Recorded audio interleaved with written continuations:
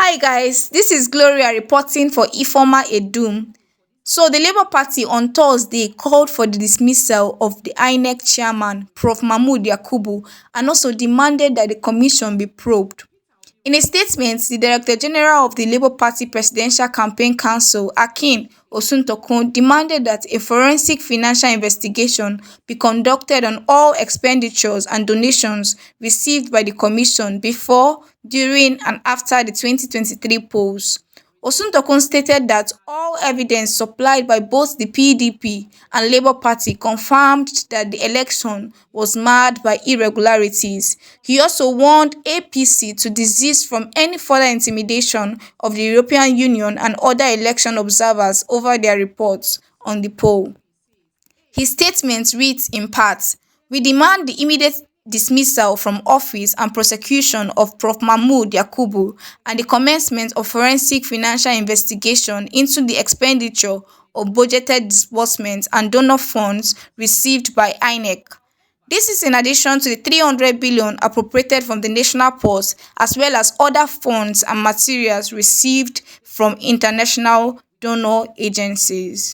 We advise those who have deployed hired protesters to the offices of the EU in respect of their election reports to desist from any further wastage of public funds, as the objective of intimidation is without basis and has failed from the beginning, because indeed the irregularities in the election were so excessively glaring, with bitter personal and reported experiences by the overwhelming majority of Nigerians. The international community should take immediate and appropriate punitive action against Prof. Mahmood Yakubu, Barrister Festus Okoye, and other top administrative and field staff of INEC directly complicit in the desecration of these elections." We would like to point Nigerians to the fact that the EU Observer Group report is in tandem with the reports of other international and domestic observers duly accredited by INEC, and also in tandem with public opinion and the experience of the majority of Nigerian citizens who participated in or observed the 2023 general elections. At this juncture, there is no doubt that Nigerians and the international community expect the judiciary to critically examine the evidence, the law, and the processes of these flawed elections in arriving at a legally correct and overwhelmingly acknowledgeable verdict. It is fair to say that so many of our national problems have gotten worse because we as a people have not adequately risen to the challenge of effecting the right solutions when they recur, to put them permanently in check.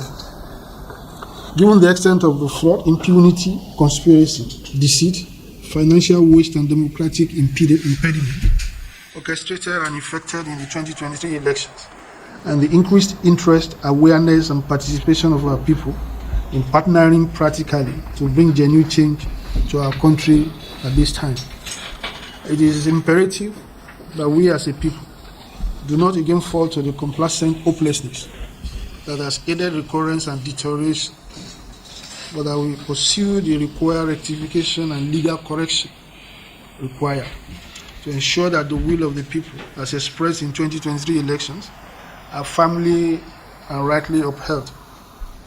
While it is often said that government or governance is a continuum, and the administrative formalities following the bizarre declarations by INEC have been put in place, the election today remains under legal contest and cannot be concluded until the legal processes have been rightly and judiciously exhausted. There is no doubt that these 2023 elections represent a significant and overwhelming watershed in our country's electoral, political, and development history. And at this time, the entire nation and international community also stand determined to ensure that electoral fraud and the manipulation of the true will of the people will not stand as the foundation for bad governance in the past have been concretized by the acceptance of such illegality and conspiracy. Having concluded the hearing stage at the Presidential Election Petition Court in Abuja, the attention of the people and the international community remains transfixed on the judiciary, and with it, the expectation that the glaring wrongs as documented by all observer groups, local and international, will be corrected for the good of the nation. We commend in particular, without equivocation, the courage, sense of focus and clarity of thought expressed by various election observer groups, local and international, that were duly accredited to monitor the elections. The Nigerian Civil Society Situation Room, the United States National Democratic Institute, and National Republican Institute, Joint International Election Observer Mission, the European Union Election Observer Team, Commonwealth Observer Group, African Union, AU, ECOWAS, and all other regional and local observers all deserve commendation. Their doggedness in field engagement, despite the onslaught of violence, inducement, manipulation, and all manner of evil as witnessed in the elections, will serve not only as an unbiased record of the tragic events, but as motivation for its logical conclusion and inevitable resolution according to the will of the people. In critically and broadly examining the independent reports of the various observer missions, the consistency in their experiences and exposition cannot be overlooked, as each and every observer group underline the fact that the elections fell short of citizens' expectations, legal regulations, and moral and international standards. The Nigerian Civil Society Room, the umbrella group for the majority of national NGOs involved in monitoring the elections, described the elections in its comprehensive report, and I quote, as a missed opportunity in Nigeria's democratic development. They further reported that credibility of the 2023 elections was greatly tarnished by numerous pitfalls. The elections suffered several lingering deficiencies in election administration, including inefficient management of permanent voters' cards, PVC distribution, failure of operational and logistical arrangements, malfunctioning of election technology, inefficient handling of results management procedures, lack of transparent results collation and declaration process, and poor crisis communication. It further underlined that public confidence in the credibility of the electoral process and the capacity of INEC to conduct elections is gravely shaken, and that extraordinary efforts will be required to re-establish trust. It further posited that yet, on election day, Nigerians were deeply disappointed by the glitches experienced in the use of IREP. Situation Room observed that election officials in many polling units were unable to access the IREF portal and to uphold results of the presidential elections. There were reports of election officials who either refused or were unable to uphold results. Excuse me.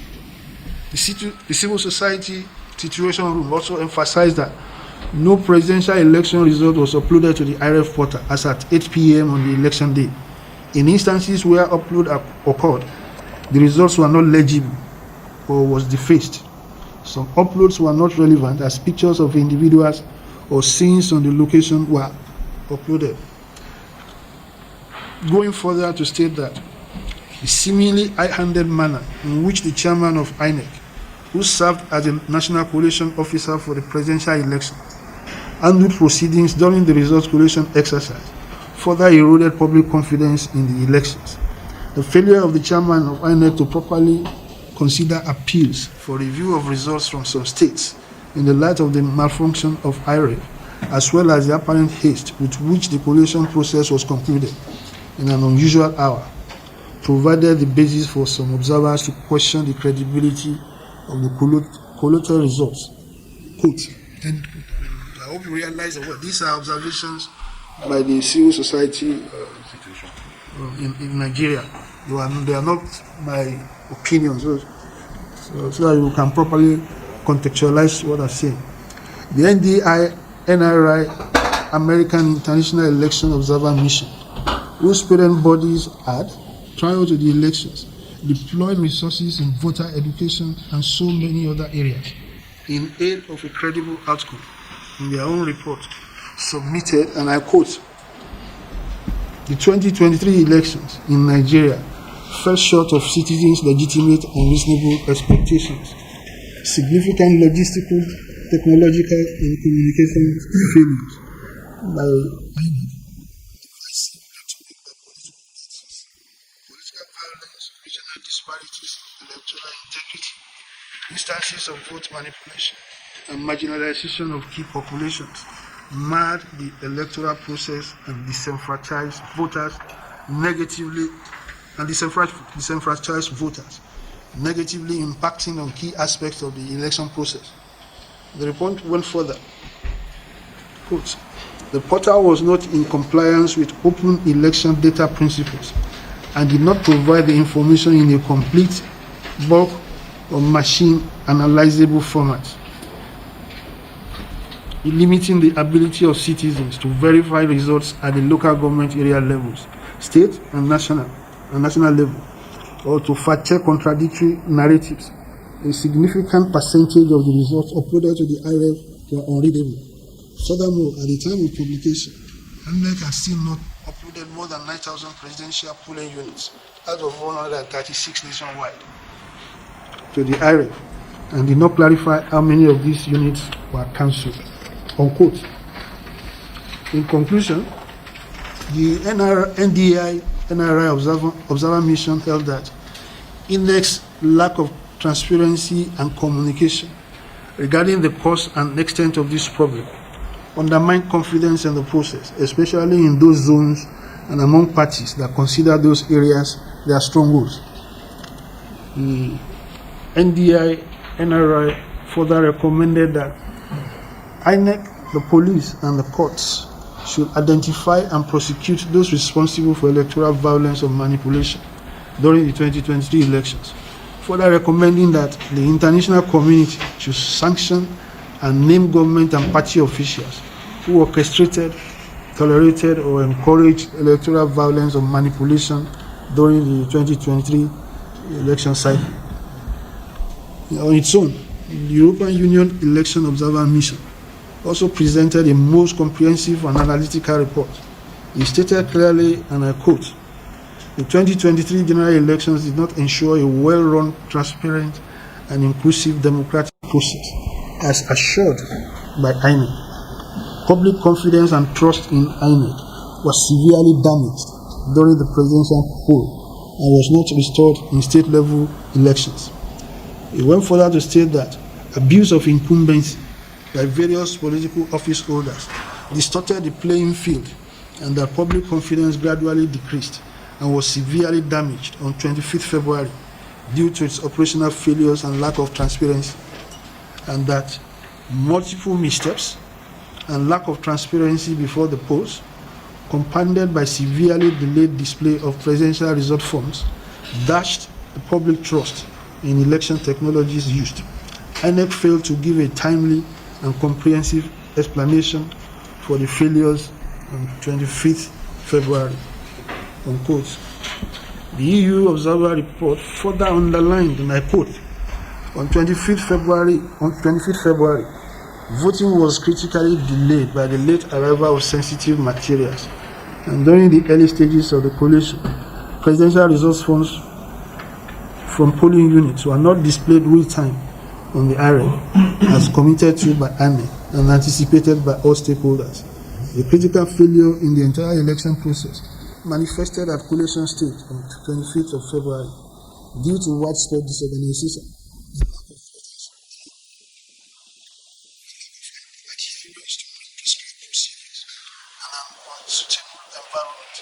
by the time of the declaration of presidential results, 1/4 of result forms were still missing from the IREF portal, and a significant percentage of the forms uploaded on IREF, often needed for comparison with manual results, were not legible. Unquote. That's the European Union extract from the European Union Observer Team's document. Finally, in paragraph 17, page 7 of the Stone report, the ECOWAS Election Observer Mission stated that incidents of violence, killings, and disruption were recorded in several states.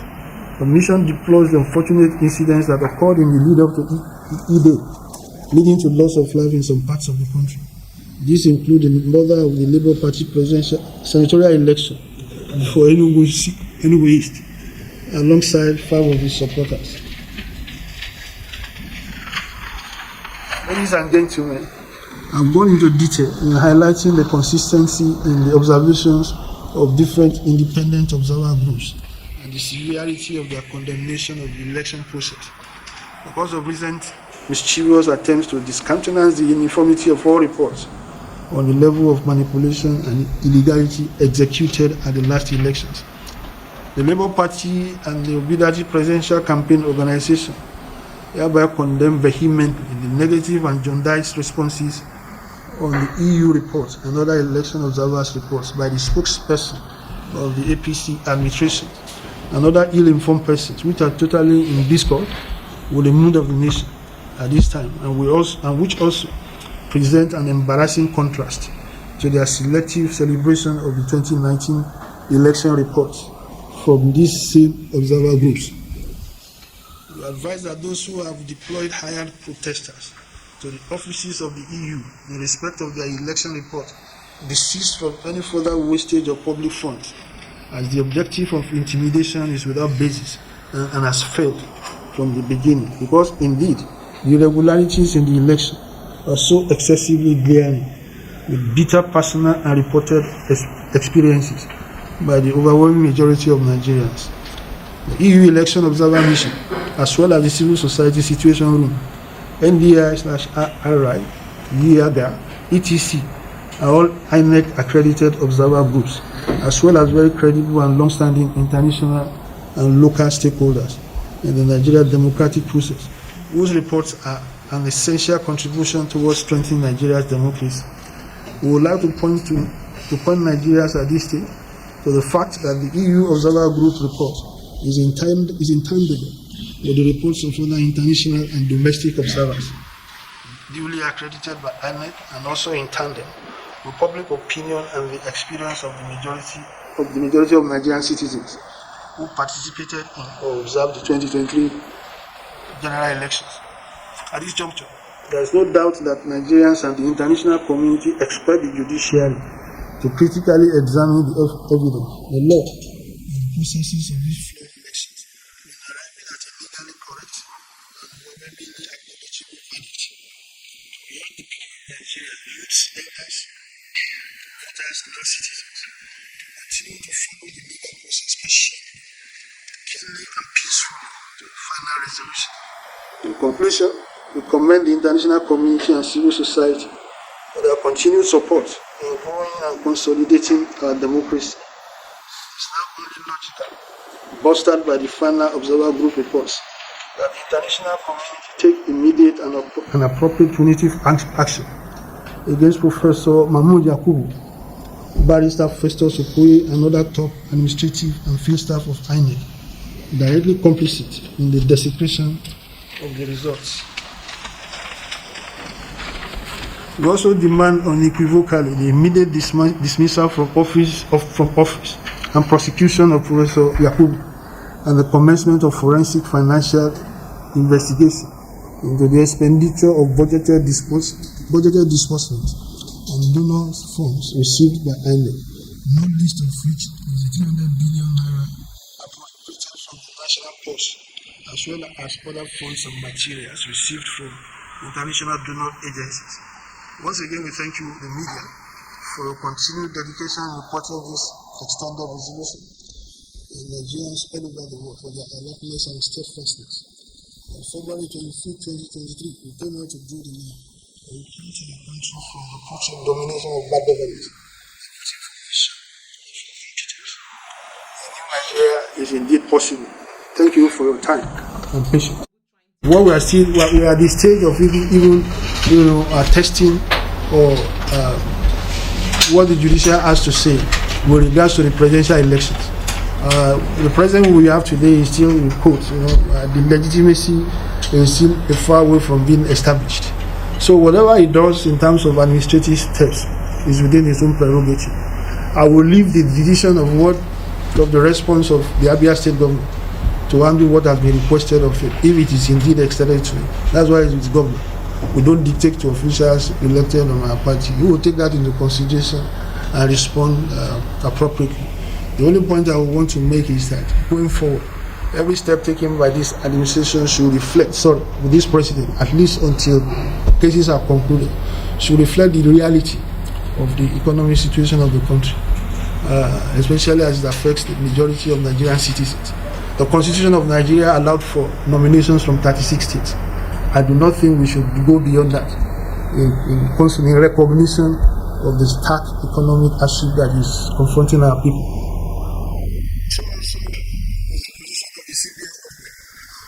It's constitutionally guaranteed a 5-year term. So that is why, I don't know the intentions of the president. That's why it cannot be removed. And why they call it suspension. The same attitude should be applied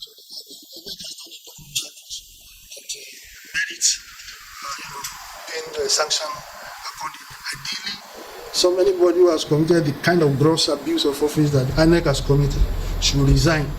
But we are in Nigeria where all things. So that of CBN and EFCC will remain a selective approach to justice. If INEC, whose wrongdoing actually has greater consequences, for the well-being of the nation.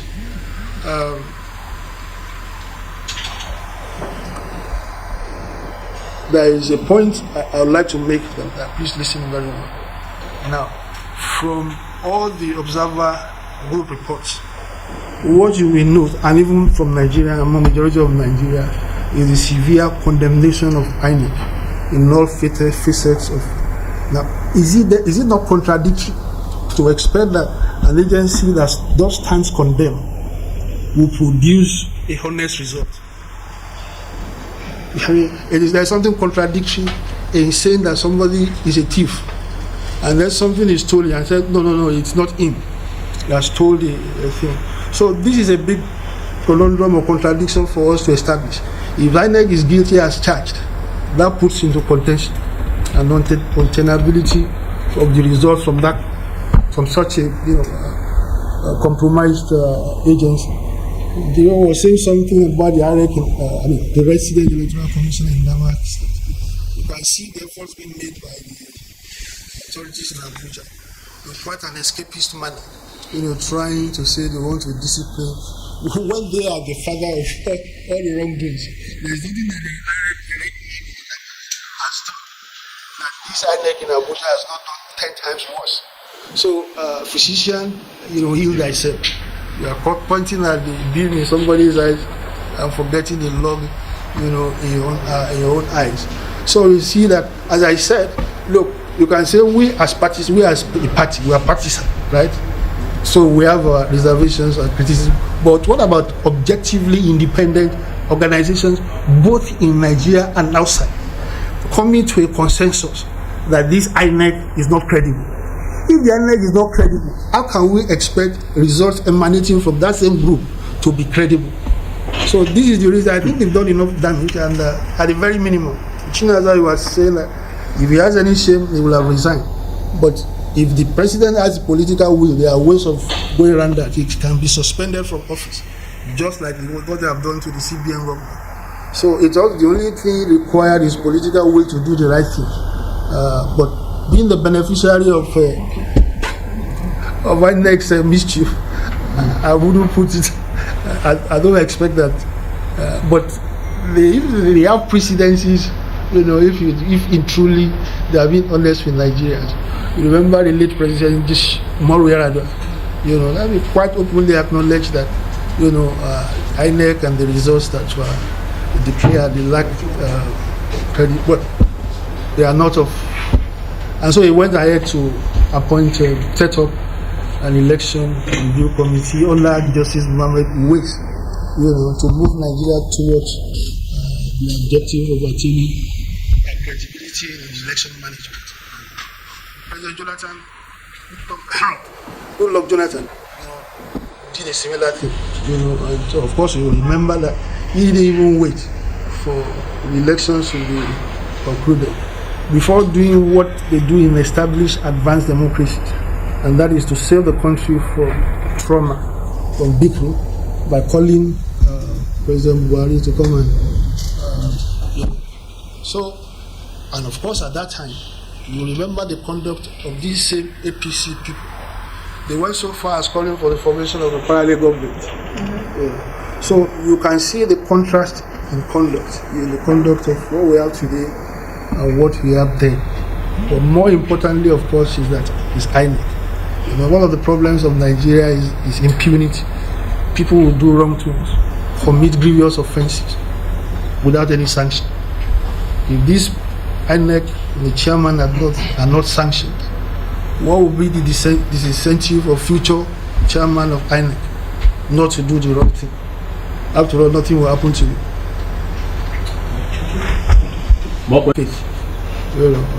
We are also looking forward that in this instance, on account of the magnitude of the responsibility that is put on their shoulders, that they will do the right thing. In terms of proving our own case, I think we have done it beyond reasonable doubt, categorically, and of course, the PDP also has its own. So there is sufficient, overwhelming evidence, for us to expect justice. But the INEC again, from the proceedings, it is ironical, tragically so. The crux of INEC's presentation so far that I witnessed was the argument against believing in beavers and iron. Their own argument that they want to smuggle in is that the law permits them at one stage or the other to do things manually. So you then ask the question, so what was the purpose of the hundreds of billions expended on this technology if you are the same INEC that their own argument, the crux of their argument is malfunctioning of what they say, contrived malfunction. So so there are several aspects that this is a country in which majority of people hardly could feed themselves 3 times a day, and then you find an agency, public agency, being invested from money of hundreds of billions, not to talk with what the international community donated, especially people like the European Union also made billions of donations, and at the end of the day, they will say go to court, and then when they get to court, the argument is that this is what the chairman and his public affairs commissioner, I'm sure you will have seen their video clips where they were swearing heaven and earth that this will be the best election. The beavers and IRF. Now, what they are arguing in the case and their lawyers is that the law permits INEC to us to do things manually. So, how do the Nigerian public, so billions down the drain?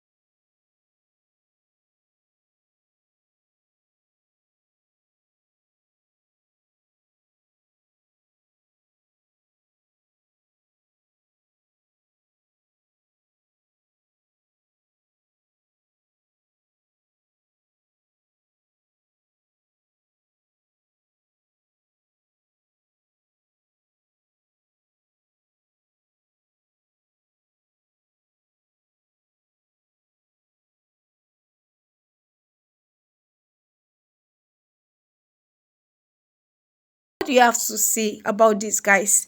Tell us your view on Labour Party's demand and what you feel is the best way forward for Nigeria at this point in time. Please do well to like this video and subscribe to this channel for more information and for more news. Bye.